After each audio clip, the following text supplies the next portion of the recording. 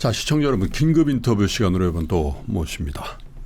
34년 주식을 했습니다. 저도요. 근데 정말 최근에 며칠 동안의 이런 장은 저 역시도 처음 보는 장이고 아마 대부분의 투자자들이 이런 장을 보내 이런 생각을 하시게 될 텐데, 그래서 사실 좀 걱정스러운 면이 있습니다. 왜냐하면 스윙을 당한다는 표현을 하죠. 예를 들면 완전 저점에 팔고 다시 용기를 내서 고점에 팔고, 이거 한두 번만 잘못하면 계좌가 녹아내리기 때문에 이럴 때일수록 중심을 잘 잡아야 된다는 측면에서 별명이죠.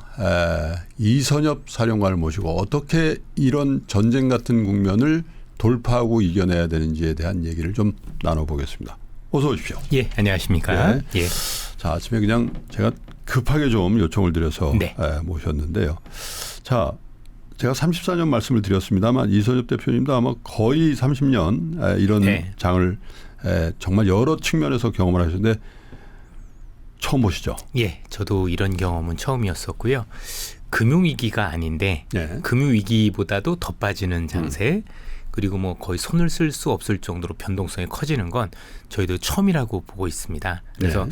그만큼 투자자분들도 되게 당황하셨을 거라고 생각을 하고, 또 이러다 보니까 시장에 대해서는 더 많은 얘기들이 나오는 거죠. 예컨대 지금 의외로 생각보다 많은 투자자분들께서 지금 시장이 네. 이게 단순히 전쟁 때문에 빠진 게 아니라 네. 이제는 뭔가 하락의 시작이 아니겠느냐, 네. 이런 우려를 하시는 분들도 제가 보니까 많이 눈에 띄더라고요. 그래서 현재 시장을 둘러싸고 너무나도 많은 공포들이 만연해 있는 것도 사실이고, 또 이에 따라서 투자자분들의 투자 심리가 극도로 위축된 모습들을 봤으니까 사실 뭐 경험할 수 없는, 사실 올라오는 것도 경험하지 못했던 거죠. 그렇죠. 뭐 2,000 몇백이었던 지수가 뭐 6,000을 쉽게 넘는 것도 보기 어려웠지만, 그에 따라서 이렇게 조정폭도 크고 그러게요. 또 단기적으로 네. 뭐 이랬다라는 것들도 저희들도 뭐 굉장히 생소하고 되게 당혹스러운 어떤 시장이라 볼 수 있을 것 같습니다. 하루 이틀 만에 1,000몇백 포인트가 빠지는 걸 그렇습니다. 그러니까 이게 예. 도저히 주식 투자의 연조와 관계없이 상상할 수 없는 장세가, 그리고 오늘도 내일도 연출될 수 있기 때문에 이런 얘기를 좀 하게 되는 것 같습니다. 전쟁 얘기를 좀 해봐야 네. 될 것 같은데, 사실 빌미를 준 건 분명히 전쟁이잖아요. 네. 그리고 전쟁이 그 지역에서 났다는 거죠. 호르무즈. 그래서 정말로 여러 가지 상상력을 발휘하게 하는데, 실제로 주식 투자의 세계에서 전쟁이라는 어떤 역할을 해왔습니까? 전체적으로 이제 두 가지로 나눠서 봐야 네. 되는데요. 일반적인 전쟁의 상황이면 당연히 일반적인 대부분의 전쟁들 같은 경우는 혹시나 했어도 결국엔 아닐 것 같은데 실제로 벌어집니다. 예. 그리고 전쟁이 벌어지고 나면 사실 합리적인 생각이 통하지 않습니다. 예. 통상적으로 지금도 많은 분들이 전쟁을 전망을 하면서 예. 앞으로 판도가 이렇게 될 겁니다라고 사실 이성적으로 판단을 하지만, 합리적으로 판단하지만 실제 전쟁이라는 건 이성적으로 흐르거나 꼭 합리적으로 가지 않은 경향들이 있다 보니까 예. 어떻게 판도를 결정하기는 쉽진 않습니다. 그런데 경제적인 측면, 예. 또는 우리가 알고 있는 주식시장 측면에서 보면 예. 단기적으로는 당연히 이에 따른 불안감, 불확실성 때문에 시장이 조정을 받는 게 일반적인데, 예. 조금 더 시간이 지나면 되려 전쟁이라는 게 모든 걸 갈아엎고 새로운 생산을 자극하는 경우들이 많잖아요. 예. 그래서 글로벌에 이전에 있었던 전쟁들 상황을 보면 예. 예컨대 2차 대전이라는 걸 보면 미국이라는 국가가 2차 대전에 본격적으로 참전하고 나서 예. 사실 1910년대 있었던 대공황을 예. 사실 벗어나는 계기가 됩니다. 예. 그 이전까지는 이런저런 뭐 많은 정책들을 썼어도 어려웠었는데, 사실 그 전쟁으로 인해서 미국이 경제가 다시 활성화되는 계기가 됐었고요. 네. 안타깝지만 1950년에 있었던 우리 한국전에서도 패망했던 일본이 뭔가 재기를 할 수 있는 발판을 마련했었던 계기가 되기도 하죠. 그렇죠. 또 가깝게는 베트남전 때도 한국 같은 경우도 참전을 통해서 그 돈으로 산업화를 하는데 크게 기여를 하는 그런 사례들이 많았습니다. 예. 지나 보면 예. 전쟁이라는 것 자체가 사실 주식시장 입장에서는 장기적으로는 안타깝지만 호재가 돼서 시장에 어떤 반영되는 경우들은 많았고요. 가깝게는 러우 전쟁도 마찬가지였었죠. 러우 전쟁 지금도 끝나지 않았습니다. 그러니까 4년이 넘었어요. 예, 장기화됐거든요. 네. 장기화됐는데 불구하고 시장에서는 지금 그 전쟁에 대해서 관심도 없을 뿐더러 또 되려 시장에서는 수혜주라고 불리는 방산 관련 기업들이 우리 시장에서는 또 굉장히 큰 역할을 했다라는 점. 그래서 시간이 지날수록 이런 모양들이 반영되는 게 일반적인데 네. 이번 시장이 시장에선 되게 두려워하는 이유는 저는 두 가지라고 생각을 예. 해요. 결국은 뭐냐면 유가라는 거죠. 예. 다른 데와는 기존에 있었던 전쟁과는 다르게 유가를 자극할 수 있다는 우려 그리고 실제 이란의 전략이 지금 그런 쪽으로 가고 있습니다. 그렇죠. 아무래도 군사 전략으로 보면 이란이 미국을 상대하기에 좀 예. 버겁다는 걸 우리는 알고 있다 보니까 결국 이란 입장에서 뭔가 대화를 하기 위해서 또는 미국과 관련해서 뭔가 조금 전쟁을 중단할 수 있는 요건을 채우기 위해서 사실 최근에 보면 정유시설 또는 석유 관련 시설만 정밀 타격해서 유가를 올리려는 또 여기에 호르무즈 해협 봉쇄를 통해서 예. 유가를 올리고 유가를 올리게 되면 미국에서도 물가 부담이 있게 되는데 이렇게 되면 11월 3일에 있을 중간 선거에서 트럼프가 불리해질 거라는 계산을 그렇죠. 깔고 예. 하고 있는 것 같아요. 그러다 보니까 전체적으로 지금 제가 볼 땐 전쟁의 양상보다는 특히 이제 이란 전쟁과 관련해서는 아무래도 이 유가가 오르고 이게 물가를 자극을 하고 특히 한국이나 일본 같은 경우는 중동에서 수입하는 어떤 원유에 대한 어떤 비중이 굉장히 높기 때문에 압도적이죠. 예, 이런 부담 때문에 우리 시장 입장에서는 좀 더 자극적으로 또 변동성이 커진 원인이었지 않았느라고 볼 수가 있을 것 같습니다. 그럼에도 불구하고 최근 며칠 동안의 장을 이렇게 유심히 네. 지켜보면 과연 이게 전쟁에 대한 부담이 한국 혹은 이 동북아시아가 비교적 크다 하더라도 기름으로 인해서 네. 그럼에도 불구하고 태평양 넘어서 미국 시장은 매우 평온했고 네. 그죠? 그리고 아시아권역에서도 대만이나 일본보다 한국이 뭐 2배, 3배 이상의 맞습니다. 변동성에 네. 시달렸단 말이죠. 그래서 이것이 꼭 전쟁으로 인한 부담 그걸로만 해석할 수 있는 것 같지는 않은데요. 네, 저도 그렇게 생각을 하고 있고요. 전쟁으로 인한 피해, 그다음에 우리가 알고 있었던 그동안의 여러 가지 어떤 한국과 관련된 뭐 부정적인 어떤 외부 충격에 대한 이런 것들을 감안한다고 하더라도 사실 지수상으로 놓고 보면 한 7에서 10% 정도까지는 며칠에 걸쳐서 일정 부분 조정이 올 수 있는 구간이라고 그렇죠. 저희들도 생각을 하고 있었는데 그 이상의 조정에 관해서는 사실상 저희들이 볼 때는 좀 수급적인 이슈 또는 예. 또는 그동안 우리 증시가 너무 쉬지 않고 굉장히 크게 달렸었는데 따른 어떤 부작용 이 두 가지가 동시에 작용했다라고 보여지는데요. 특히 최근에는 이 시장 변동성을 가장 예. 큰 이유 중에 하나가 한국 시장의 어떤 수급 이슈가 굉장히 좀 크다라고 예. 판단을 하고 있는데 뭐 앞서도 말씀드렸지만 크게 올랐던 부분도 분명히 작용했을 거고요. 예. 뭐 반도체를 비롯해서 뭐 좋은 건 맞지만 아무리 그렇다 하더라도 쉬지도 않고 이렇게까지 올라왔으면 중간에 한 번 정도는 쉬어야 된다라는 게 저희들의 기본적인 네. 생각이었었습니다. 저는 원래 3월은 모르겠지만 한 4월 정도 되면 미국의 경기가 조금 회복되는 모습 보이면서 금리와 관련해서 미국에서 추가 금리 인하에 대한 기대가 희석이 되면서 네. 혹시 조정이 오지 않을까라는 사실 이런 전망을 하고 있었는데 예. 어떤 빌미가 되든지 한 번은 올 거라고 생각을 하는데요. 그게 이번에 어느 정도 빌미가 된 것 같아요. 그럼 지금 수급상으로 어떤 말씀을 드릴 거냐면 일단 외국인 매물 그다음에 개인 투자자분들의 어떤 매매 성향 이런 것들이 전 겹쳐졌다고 보는데 예. 우선 외국인들과 관련해서 뭐 최근에 많이 팔았죠. 뭐 거기에 대해서는 차익 실현도 있을 거라고 생각을 하고요. 뭐 앞으로도 그럴 수도 있다라고 예. 볼 수도 있는 거고 여기에는 근데 파생 상품이 굉장히 지대한 역할을 하고 있다라고 예. 생각을 하고 있습니다. 우선은 국내 시장에서 현재 매매를 하고 있는 외국인들 최근에 매매하는 비중의 80%가 이미 알고 계신 것처럼 알고리즘 매매라고 예. 보통 그러죠. 그래서 컴퓨터로 또는 프로그램 된 거에 따라서 뭐 기계처럼 움직이는 이런 것들에 대한 영향을 받다 보니까 변동폭이 커진 것도 있다라고 봐야 될 것 같고요. 이게 또 ETF하고 연결되는 ETF. 경우들이 되게 많습니다. 특히 외국인들은 두 가지 특성을 가지고 있는데 하나는 우리나라를 투자하고 있는 대부분의 외국인들은 잘 아시는 것처럼 이머징 마켓 즉 신흥국에 투자하는 외국인들입니다. 그렇죠. 우리나라는 MSCI 신흥국에 편입돼 있고 그걸 이제 그런데 선진국으로 가는 맞습니다. 노력하는 거고. 그런데 그 신흥국 지수에서 한국에 대한 비중은 정해져 있습니다. 그렇죠. 일정 부분으로. 기본적으로. 예. 근데 한국 지수만 너무 많이 올라서 이 비중이 올라가게 되면 자연스럽게 일정 기간 안에 그 리밸런싱을 통해서 이 비중을 덜어내야 됩니다. 예. 그거는 전체적인 그 지수의 안정성 또는 리스크 관리, 위험 관리를 위해서 하는 작업들인데 그런 매물들이 되게 많았습니다. 예. 즉 한국에 대한 부정적인 시각보다는 어떤 기계적으로 어떤 덜어내는 것들이 하나 많았다라고 보시면 될 것 같고요.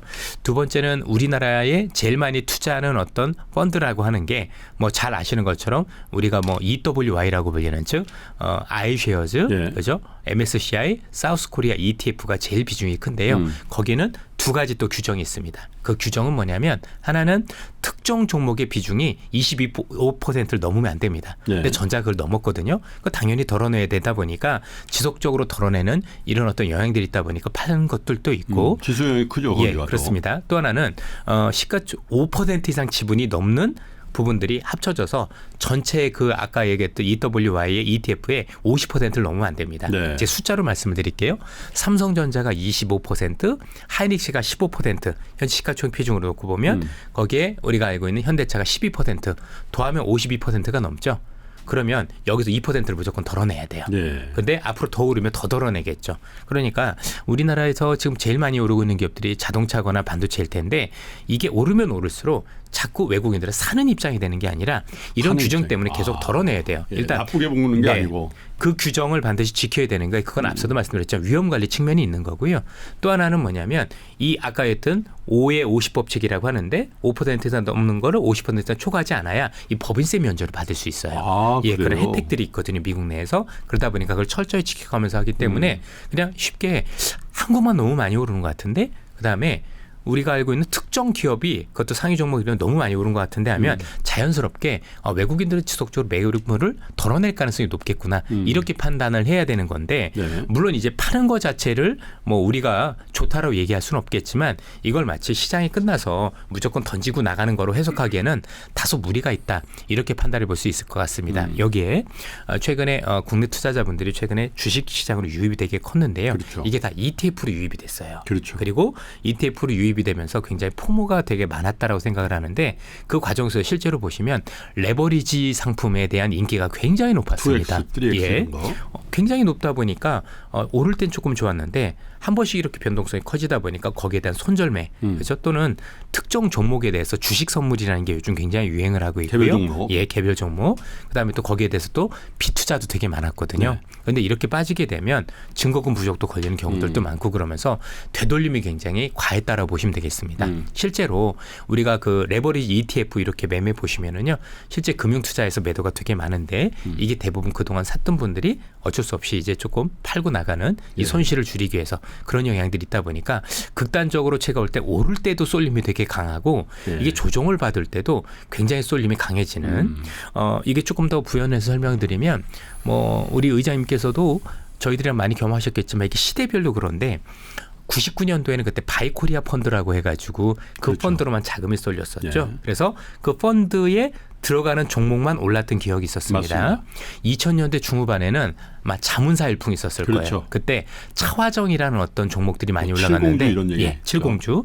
그때 그 올라갔던 기업들도 대부분 특정 자문사들이 시장을 지배하고 있었고 맞습니다. 이 특정 자문사들이 사는 종목만 올라갔었고 그래서 많은 투자자분들이 그 자문사는 뭘 사니 이걸 보면서 매매를 했었던 기억이 있는데 지금도 비슷한 것 같아요. 결국 굉장히 쏠리게 되는 어떤 그 우리가 ETF와 관련해서 그 관련 기업들이 굉장히 폭등하고 또 ETF가 되다 보니까 특정 종목만 오르는 게 아니라 그 올리는 것들은 같이 올라가잖아요. 내릴 때도 마찬가지고. 그럼 이번 같은 경우도 이 사건이 되게 안 좋으면 나름대로 그 피해주가 있을 거고 수혜주가 있을 건데 그런 게 없이 다 같이 빠진 건 ETF의 영향이었다고 보여지고 아무리 우리가 그렇게 많이 오르고 영향이 있다 하더라도 전쟁을 하는 당사국보다도 더 빠지는 금융위보다도 더 빠지는 건 제가 볼 때 다소 과했다라고 보는 게 합리적인 판단이 아닐까 싶습니다.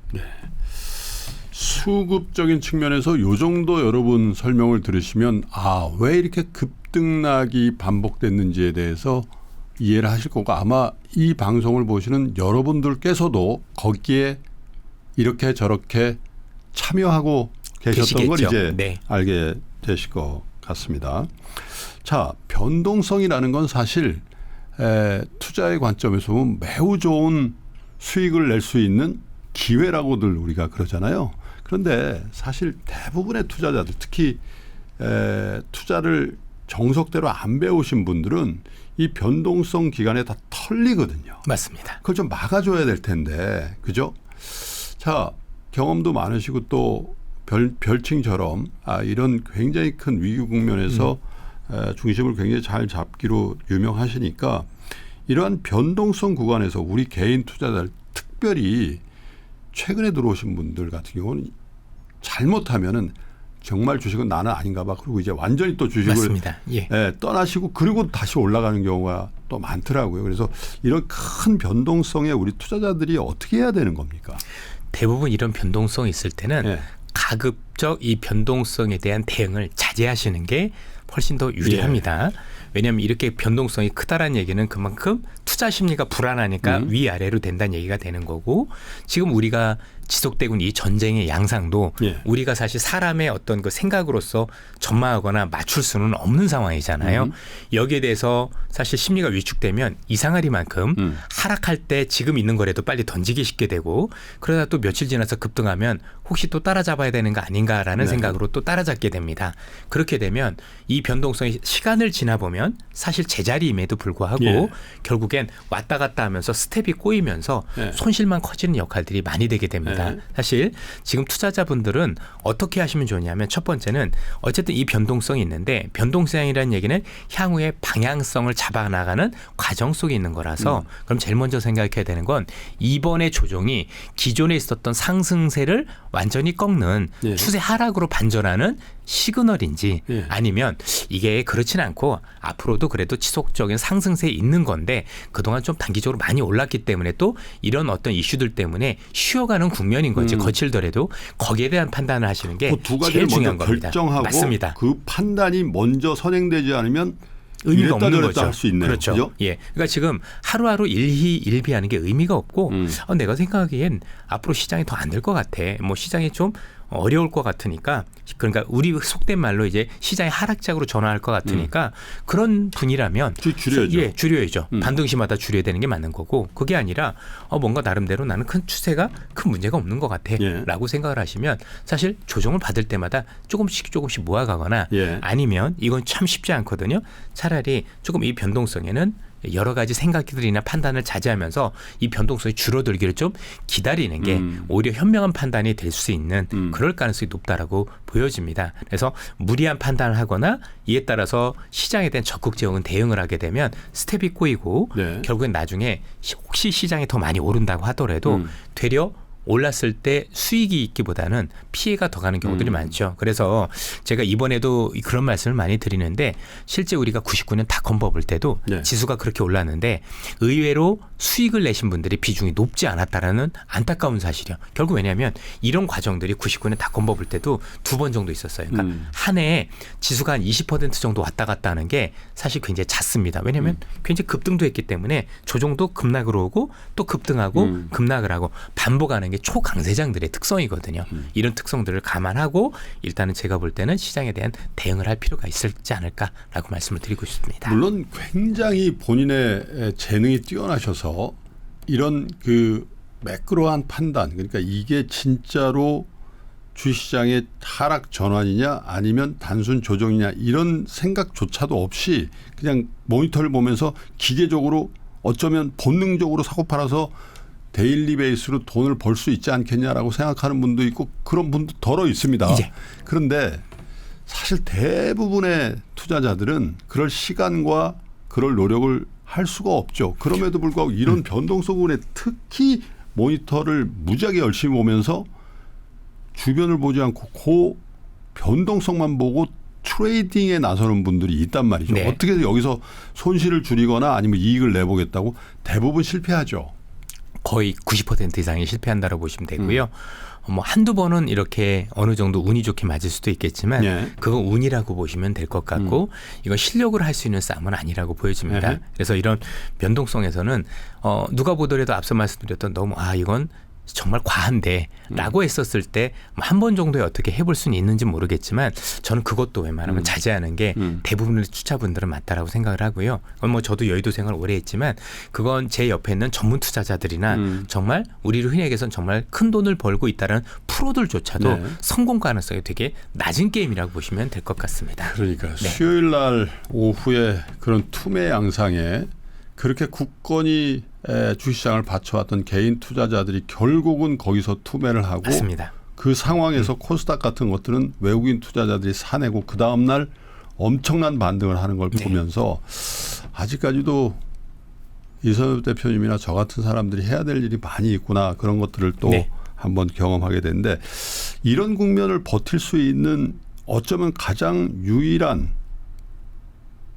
방법이 좋은 포트폴리오를 구성하고 있으면 사실 상대적으로 좀 안정감을 갖는데 그렇지 못할 경우에 또 대체로 구성을 하고 있었는데 이런 국면에서 그걸 깨버린다든지 이런 경우들이 많이 나오는 것 같아요. 이럴 때 어떤 포트폴리오가 이런 큰 변동성 시장에서 우리를 버티게 하고 궁극적으로 승리하게 하는지에 대해서 좀 안내를 주세요. 결국엔 이 포트폴리오 상에서 뭔가 이런 큰 변동성을 이기려는 제일 좋은 방법은 제가 볼 때도 특정 기업이나 예. 종목 중심으로 이렇게 너무 집중화됐을 경우는 그 변동성이 굉장히 취약하다라고 예. 보는 게 맞다라고 생각을 하는데요.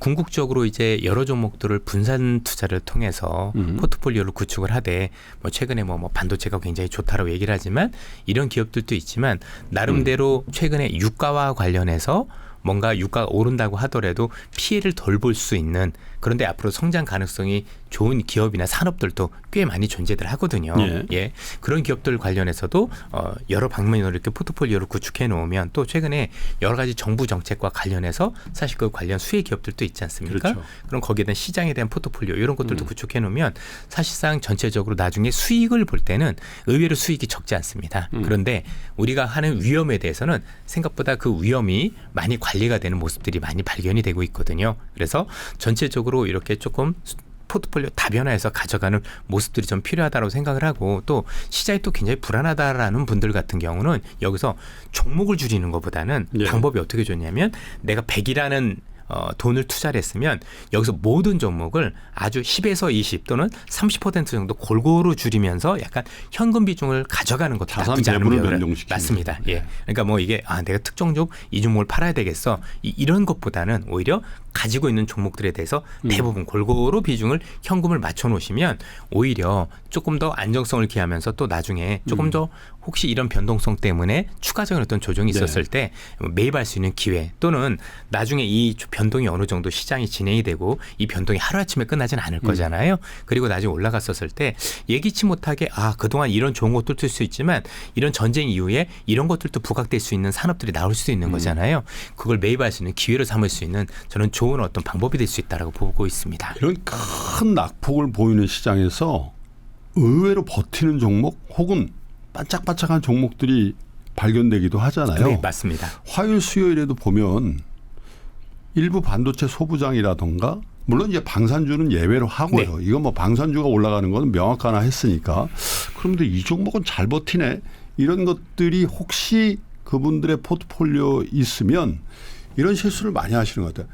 야 이건 안 빠졌잖아. 이거 먼저 쳐가지고 무지하게 빠지는 걸 더 물을 타야 되겠다라고 이런 매매를 하시는 분들도 꽤 있더라고요. 그게 거꾸로 가는 방법이고요. 예. 통상적으로 수익을 많이 낼 때 매매를 할 때는 예. 어떻게 하시는 게 좋냐면 들고 있는 종목들 중에서 많이 오른 게 있고 빠지는 게 있으면 그렇죠. 대체적으로 빠지는 걸 손절매를 하고 들고 있는 어떤 좋은 싹을 더 키우는 게 예. 훨씬 더 수익을 내는데 유리합니다. 근데 장기 꼭 꺾지 말라는 거죠. 대부분의 투자자분들은 반대로 움직이십니다. 그러니까. 이 좀 오르니까 이건 팔고 예. 많이 빠진 것 좀 물타거나 이런 식의 매매를 하시는 경우들이 많은데 음. 사실 이렇게 했을 경우는 올라갈 수 있는 어떤 업사이드를 더 막아버리고 예. 오히려 손실이 더 커지는 그런 경우들이 굉장히 많습니다.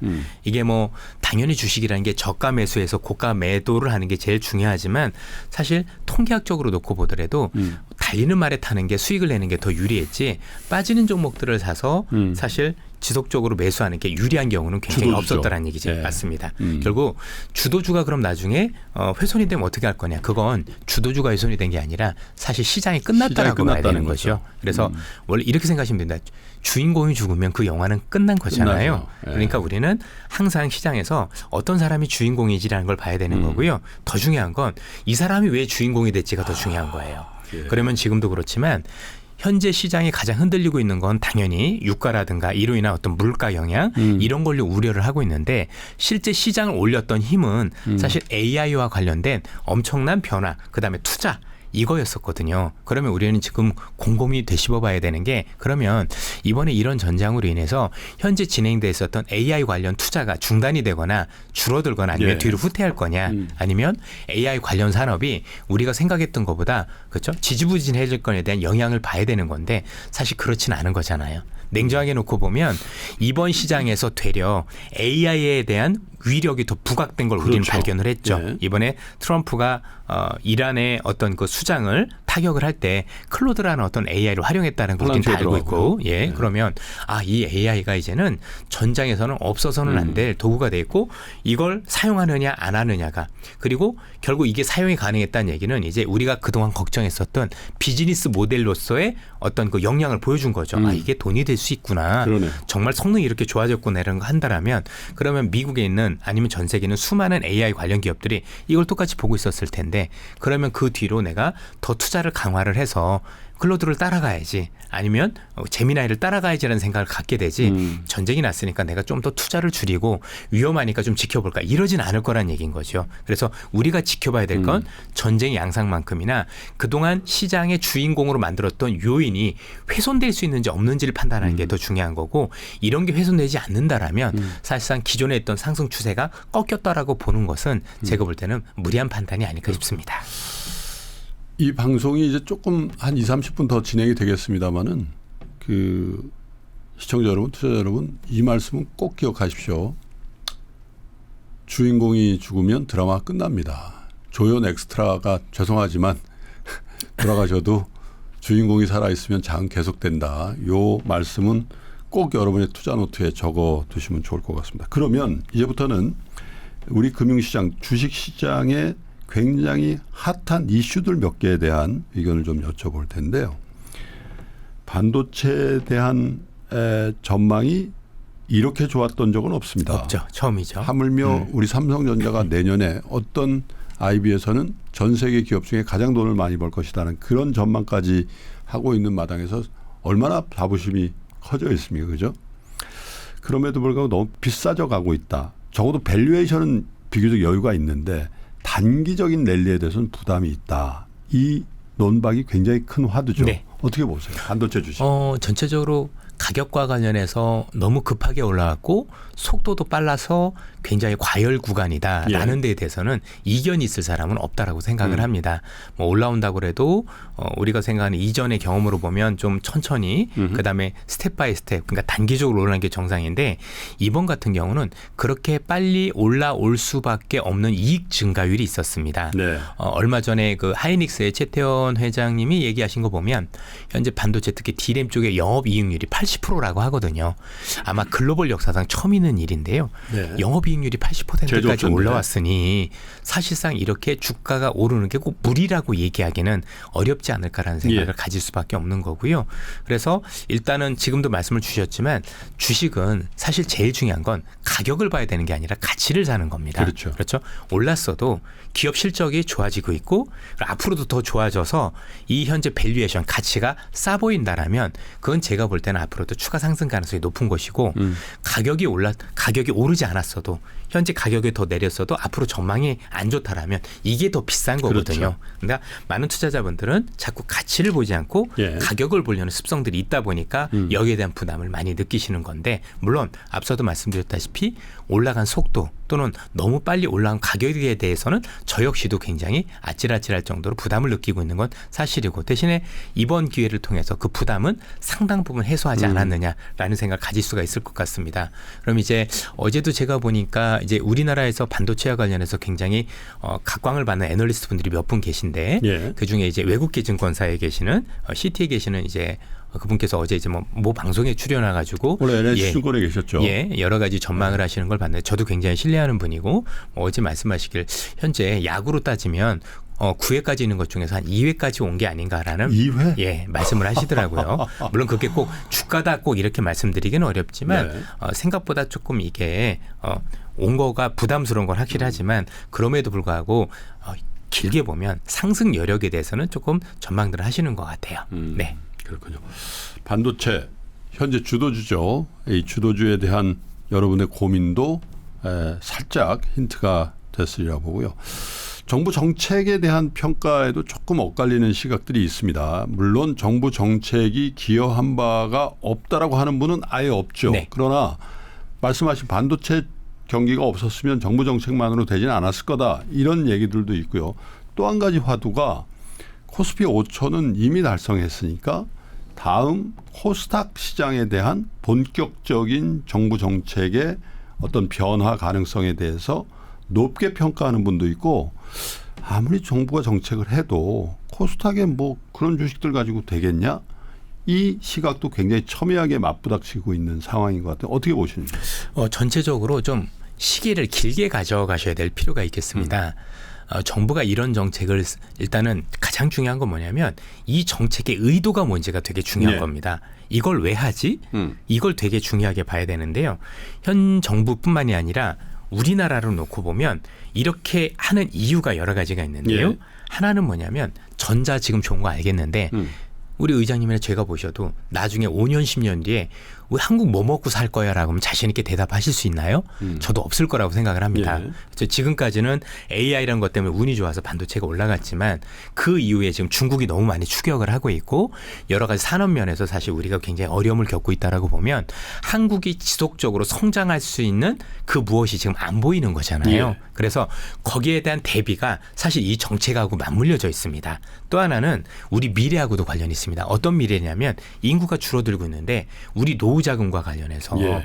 사실은 지금 이 상황으로 가면 국민연금이 아무리 수익률을 잘 내주신다고 하더라도 인구가 이렇게 줄면 며칠 전에도 보니까 이번에 뭐 서울에서도 초등학교 한 명도 안 간 학교도 있고 그러니까. 한 명 서울이 아마 저희 때 기준으로 오전 반, 오후 반에 60명씩 바글바글 했었던 이 인구가 수호반까지. 맞습니다. 지금 그러니까 인구 기준으로 보면 지금 우리 40, 50대 분들보다 지금 초등학교 애들이 4분의 1로 줄어들어요. 예. 이건 말도 안 되는 거거든요. 그러면 예.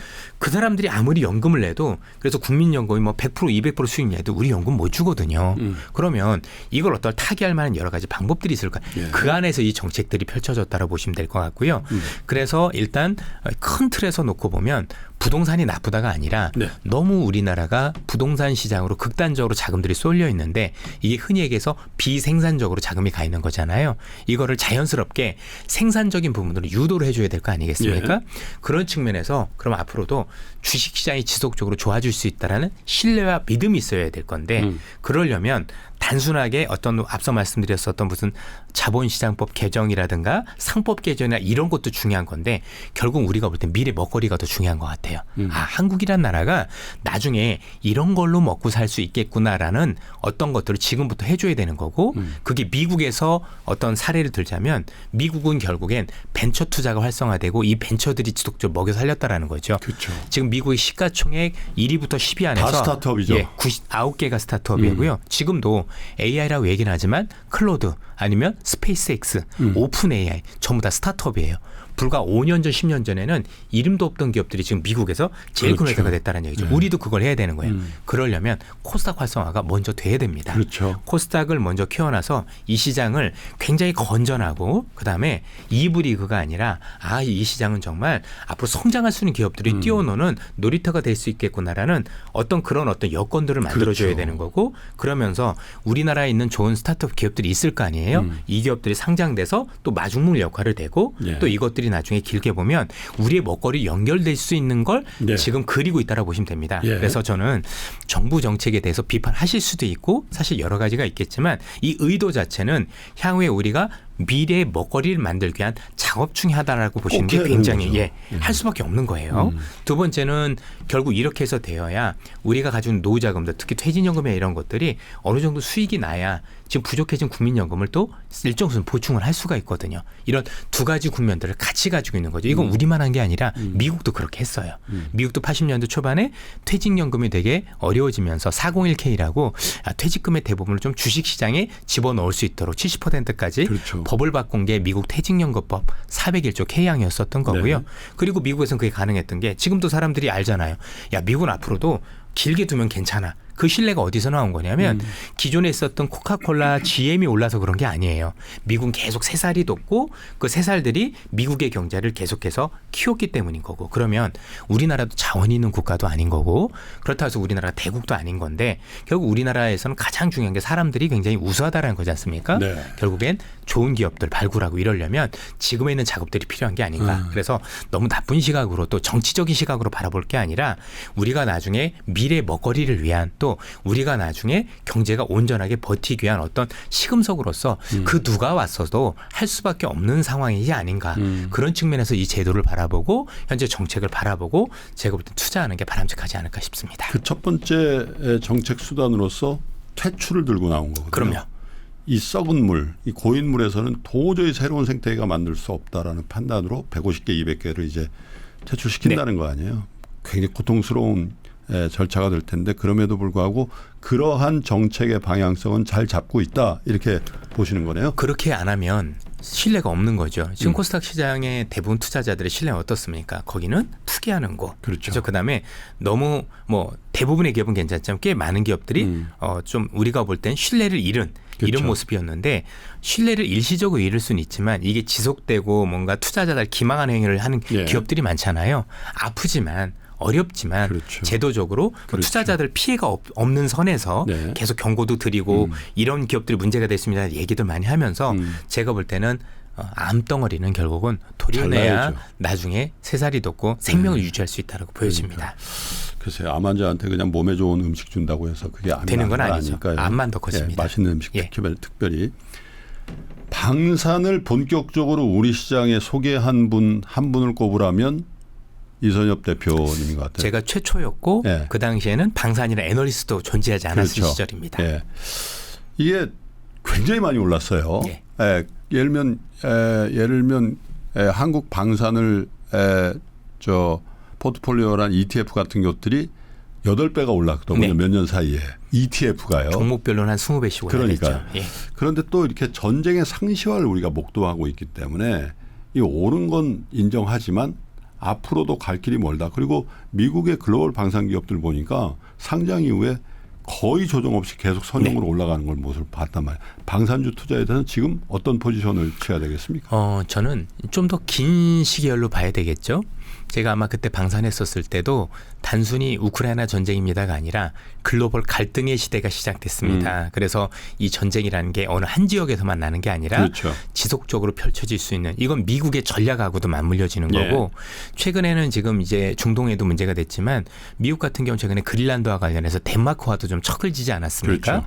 전반적으로 그렇게 놓고 보면 지금 미국에서 뿐만 아니라 미국, 중국, 러시아 이를 비롯해서 아주 굉장히 강대국들이 힘의 어떤 그 논리로 인해서 기존에 있었던 제도와 규칙들을 계속 파괴해 나가는 모습들이 예. 많이 보이거든요. 이렇게 되면 저는 갈등은 지속될 수밖에 없다, 이런 생각을 가지고 있습니다. 다만 방산을 저는 여전히 좋게 보고는 있는데, 다른 건 뭐냐면 방산이라는 게 지역별로 또는 국가별로 이게 되게 특성이 다릅니다. 네. 그래서 투자를 하실 때 되게 면밀히 봐야 되는 게, 일단 방산은 국가 간의 비즈니스이기 때문에 국가 간의 비즈니스가 얼마나 원활한지 일단 살펴봐야 되는 게, 예. 최근에 예를 들면 잠수함이 대표적입니다. 캐나다에서 잠수함 얘기가 있는데 일단 성능, 가격 이런 걸 보면 우리나라가 독일보다 훨씬 우수합니다. 그럼에도 불구하고 독일은 그 불리함을 만회하기 위해서 폴스바겐 공장을 지어주겠다라는 산업과 관련된 비즈니스를 동반했거든요. 예. 그래서 이런 것들이 단순히 방산으로 끝나는 게 아니라 국가 간의 비즈니스 관계로 발전하고 있기 때문에 이와 관련된 역학 구조를 좀 따지실 필요가 있다고 생각을 하고요. 또 하나는 어느 지역의 분쟁이 커지느냐에 따라서 이게 또 달라집니다. 예컨대 우리가 알고 있는 유럽 쪽이라고 보면 지상전과 관련된 그런 어떤 지상전 뭐 우리가 전차라든가 자주포라든가 예. 이런 것도 유리하고 요번에 보니까 예. 이번엔 거의 미사일에 관련된 거. 유도무기죠. 예. 방공망. 우리가 알고 있는 그 중동 쪽은 워낙 지역이 넓고 서로 국가 간에 뭐하기 때문에 대부분은 조금 이제 우리가 흔히 유도무기와 관련된 보통 그렇죠. 미사일이라고 표현을 하죠. 이런 것들이 인기가 있고 또 동남아 쪽이나 이런 데는 또 뭐 우리가 가지고 있는 전투기라든가 이런 것들도 각광을 받고 그래서 어느 지역이 어떤 분쟁이 펼쳐질 거냐에 따라서 예. 사실 기업별로 조금 이제 모니터링을 잘해 주실 필요가 있고 그러면서 그 가운데서도 절박한지 여부가 되게 중요해요. 왜냐하면 우리나라 같은 경우는 아무래도 비즈니스 면에서는 예. 아무래도 유럽에 들어갈 때 유럽 국가에 비해서는 비즈니스가 좀 밀릴 수밖에 없어요. 예를 들면 유럽끼리는 그렇겠죠. 유럽 무기를 사자 이럴 그렇죠. 수 있는 거잖아요. 네. 근데 그 유럽이 우리 무기를 선택을 할 때는 절박할 때 많이 사요. 폴란드가 대표적이었던 게 야 러우 전쟁 터지고 나니까 유럽에서 사고 싶은데 유럽에다 언제 줄지 모르죠. 당장 나는 죽게 생겼는데 그래서 한국에 손을 벌린 거고 특히 이번에 노르웨이 같은 경우가 우리나라에 다련장 로켓포를 사갔던 이유가 뭐냐면 덴마크 때문이었었어요. 아니 미국이 덴마크하고 저렇게 척을 지면 나중에 나토라는 게 지속될 수 있겠어? 그러면 내가 미국에 하이마스가 좋은 건 알겠는데 저걸 사는 게 맞을까 해서 한국으로 선회를 했거든요. 이런 어떤 면밀한 부분들도 살펴봐야 된다는 얘기인 거죠. 그래서 그런 비즈니스 관계 또 각국마다 어떤지 또 절박한지 왜 절박할 땐 한국 거 확실히 사요. 왜냐면 우리만큼 이 가격에 또 이렇게 그만큼 납기를 성능 맡겨서 가성비가 좋다는 얘기죠. 가능성비 또 이번에 사실은 좀 안타깝지만 이번에 이란과의 어떤 전쟁을 통해서 우리 무기에 사실 실전이 테스트된 거죠. 그렇다면서요. 이렇게 우리께 명중률이 이렇게 좋았다고? 천궁2 같은 거. 패트리어트보다 더 좋았습니다. 그러면 무기 성능만 보면 가격도 우리가 그렇고 훨씬 더 좋았거든요. 그러면 어느 국가든 그렇지만 재정이라는 게 한정돼 있잖아요. 네. 유럽도 마찬가지고 그렇죠. 돈이 부족한데 전쟁은 해야 되겠고 네. 그런데 제때 무기도 생산해 주면서 성능도 좋은 걸 찾다 보니 한국에 대한 어떤 우선순위는 항상 있다라고 보시면 될 것 같고 그 우선순위 안에서 그 국가가 절박하면 절박할수록 한국이 더 유리해지는 경향들이 있다 정도만 보시면 될 것 같습니다. 방산주에 대해서는 이 정도 여러분 생각을 가지고 접근하시면 거의 답이 나올 것 같고요.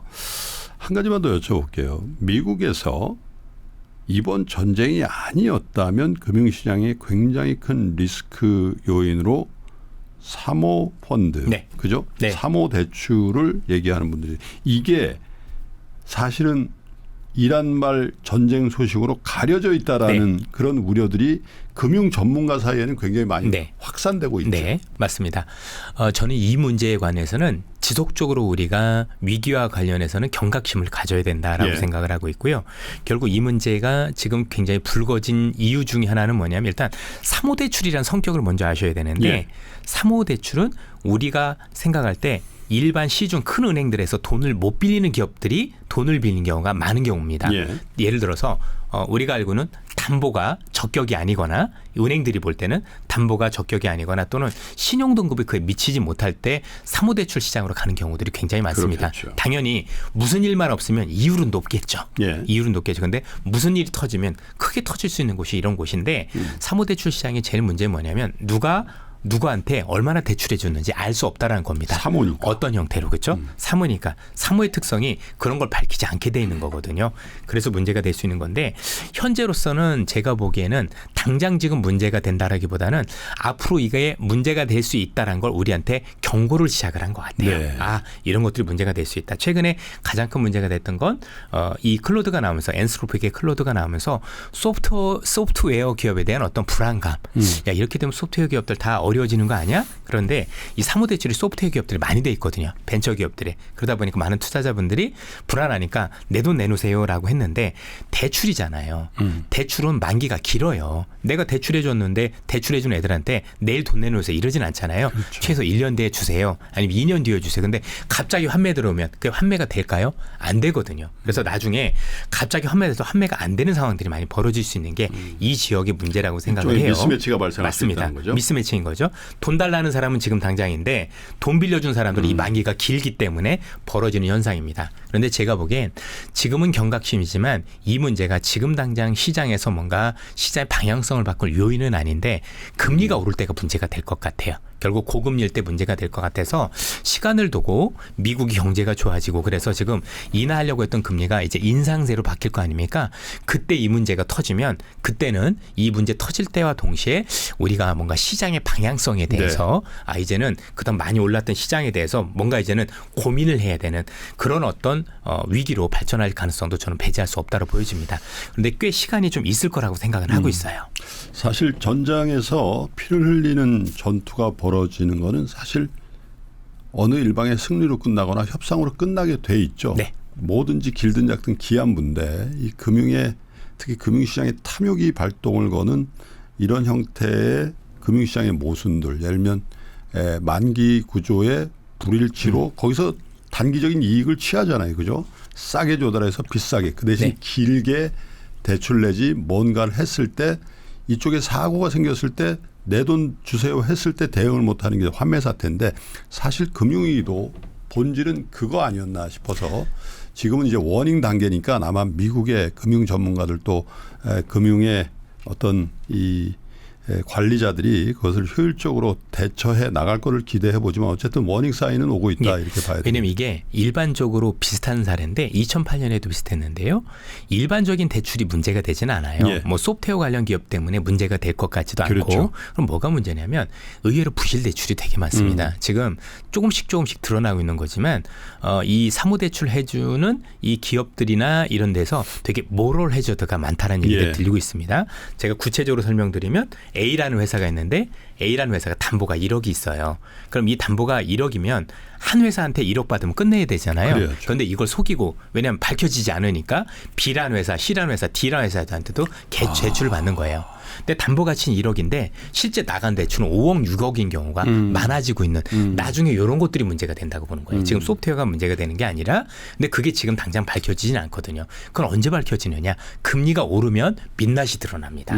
그래서 저금리일 때는 계속 곪고 있겠죠. 그렇군요. 우리도 잘 모르고 있을 거고 그게 아마 지난해 미국에 있었던 무슨 자동차 무슨 부품 회사인가 이런 애들이 그런 형식이었었던 거고 그런 것들이 되게 많다는 게 문제가 되고요. 또 하나는 금융사들도 문제가 되는 게 지금 당연히 지금 말씀드렸던 것처럼 대출이니까 만기를 길게 가져가야 되잖아요. 그런데 돈이 워낙 고수익이라 많이 들어오다 보니까 이 사람들이 부도덕하게 내가 언제든지 환매해 줄 수 있어라는 단서를 다룬 거예요. 예를 들어서 이번에 블라올 같은 경우는 당연히 길게 되는 대출이다 보니까 내가 좀 환매는 뭐 1년 뒤에 2년 뒤에 가능하면 이래야 되는데 분기마다 한 번씩 해드리겠습니다. 라는 말도 안 되는 약속을 한 거죠. 그럼 이 약속을 왜 했느냐? 간단하죠.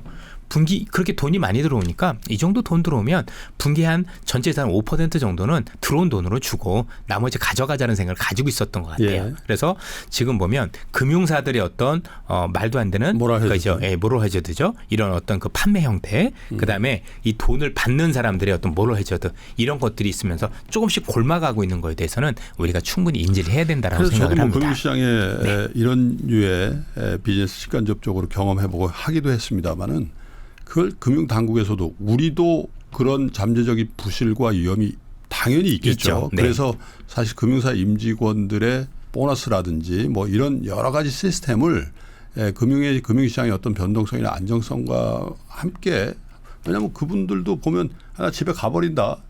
그리고 끝난다. 맞습니다. 그런 것들이 있잖아요. 그래서 사실 그 굉장히 뼈아픈 얘기일 수도 있는데 그런 부분도 선제적으로 좀 점검을 해 보실 필요가 있지 않겠나 그런 생각을 좀 해보게 됩니다. 자, 이제 3월을 굉장히 터프하게 시작했어요. 그래서 사실 단기 시황 또 단기 전망을 한다는 게 굉장히 어려움에도 불구하고 오랜만에 귀하게 모셨으니까 이 3월 장에 대해서 이런 변동성과 관련해서 어떤 전망을 하고 계시는지에 대한 우리 이선엽 대표님만의 단기 시황 뷰에 대해서 한번 여쭤보죠. 전체적으로 어쨌든 간에 그동안 급등했었기 때문에 어떤 식으로든 조정이 한 번은 올 수밖에 없는 시장이었다고 보고 저는 그게 금리라고 생각을 했었는데 안타깝게도 금리보다는 이제 전쟁으로 인해서 근데 메커니즘 비슷한 것 같아요. 결국 이 전쟁이 건드릴 수 있는 게 유가고 유가가 물가를 건들면 금리와 관련된 이슈가 좀 불거진 게 아닌가라는 생각을 합니다. 그래서 아마 3월에는 이런 변동성이 지속될 가능성이 여전히 예. 있지 않을까. 그래서 이 변동성을 통해서 그동안 올랐었던 것에 대한 과열을 시켜가는 과정 속에 있지 않을까라는 생각을 많이 가지고 있고요.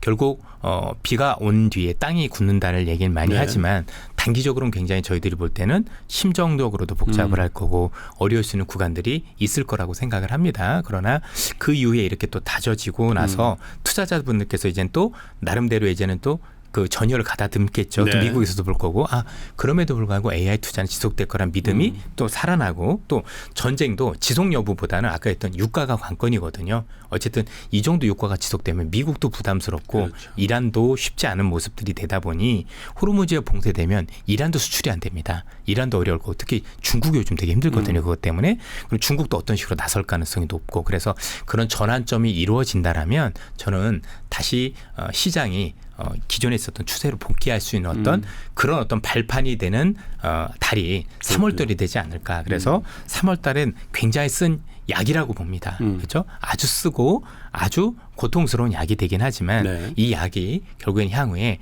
시장을 조금 더 다지고 추세를 더 강화시킬 수 있는 좋은 어떤 기폭제가 될 수 있지 않을까라고 전망을 해보고 있습니다. 시장이 끝이라고 생각할 필요까지는 없으나 저는 그렇지 않다고 보고 있습니다. 적어도 3월장에 네. 여러분 정말 투자자로서의 어떤 식견이나 경험을 굉장히 크게 단기적으로 어떻게 보면 돈 내고도 할 수 없는 경험들을 하시니까 이 경험을 바탕으로 해서 다시 개선되는 시황이 생겼을 때 좀 더 좋은 투자 수익을 올릴 수 있는 그런 약이 되는 한 달이 될 것이다 이렇게 표현을 해 주셨네요.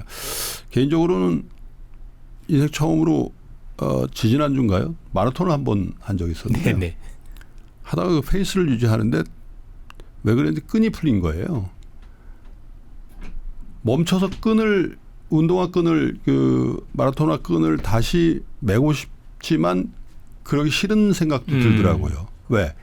지금 페이스가 좋으니까. 맞아요. 그런데 운동화 끈이 풀려 있는 상태로 계속 뛴다는 건 불가능하죠. 맞습니다. 예, 쉬어야 됩니다. 그리고 정지하고 몸을 굽혀서 단단히 다시 그 운동화의 끈을 매듭을 잘 묶어놔야 남아있는 42.195를 우리가 완주할 수 있듯이 어쩌면 3월이 여러분들의 운동화 끈을 다시 조여매는 그 한 달이 됐으면 하는 그런 바람을 갖게 됩니다. 이건 이제 개인적인 좀 바람인데요. 사실 저도 이제 이 비즈니스가 너무 바쁘고 출장이 많고 해서 후배들에게 이렇게 마이크를 넘겨드리고 그래서 이제 이 방송 현업에 대해서는 상당히 이제 조금 거리를 두고 있는데 제가 그래도 투자자의 마음을 가장 많이 아는 방송인 중에 하나 아니겠습니까? 그럼요. 네. 그래서 이런 국면에는 내가 좀 나서야 되겠다라는 생각으로 우리 이선엽 대표님을 어제 제가 급하게 전화를 드려가지고 좀 와달라고 이제 부탁을 드려서 이런 방송을 합니다마는 글쎄요 이런 간헐적인 방송도 좋겠습니다마는 좀 체계적으로 이런 위기 국면에 대한 대응을 좀 어떻게 하면 좀 지혜를 얻을 수 있을까 그런 생각을 좀 해보게 되는데 이선엽 대표님과 한번 그런 상의를 좀 해서 네. 우리 투자자들이 실질적으로 스윙당하지 않고 실질적으로 여러분들이 뭐 100점을 맞진 못하더라도 8, 90점 맞아서 우리 주식 투자가 여러분들의 노후나 이런 데 직접 도움이 되는 그런 프로그램을 한번 기획해 봤으면 하는데 시간을 좀 내주시길 부탁드립니다. 예, 알겠습니다. 네. 그렇게 하도록 하겠습니다. 알겠습니다. 긴급 인터뷰를 보내드린 이선엽 대표님과의 방송은 이렇게 마무리하고요. 또 전황이나 시황의 급변동성이 생기면 또 모시도록 그렇게 하겠습니다. 고맙습니다. 사업을 하거나 창업을 준비하고 있습니까? 그렇다면 지금 가장 잘하고 있는 사람에게 배워야 하겠죠. 두나무 부회장부터 리디 대표까지 유니콘급 창업가 10명에게 직접 배우는 10주간의 여정 앙트러프러너십 칼리지 2기에서 다시 펼쳐집니다. 이에라이프 스타일은 가구 구독하는 스타트업으로 지금은 삼성전자, 썬퍼니처와 함께 인테리어 구독을 처음으로 선보이는 현장에서 인사드립니다. 정말 하시기 나름만큼 가져가실 수 있었던 것 같습니다. 저는 강사님부터 동료 같은 우리 수강생까지 정말 폭넓게 이야기를 했었고요. 실제로 강사님들 중에서는 신규 프로젝트 구독 서비스에 같이 하는 것들도 지금 실제 검토를 하고 있는 부분도 있고요. 진짜 시간과 돈을 들여서 구하기 힘든 실마리를 찾아갈 수 있기 때문에 저 같은 대표님들은 참석해 보셔도 좋겠다고 추천드립니다. 앙트러프러너십 칼리지 2기 지금 바로 영상 하단 링크에서 신청하십시오.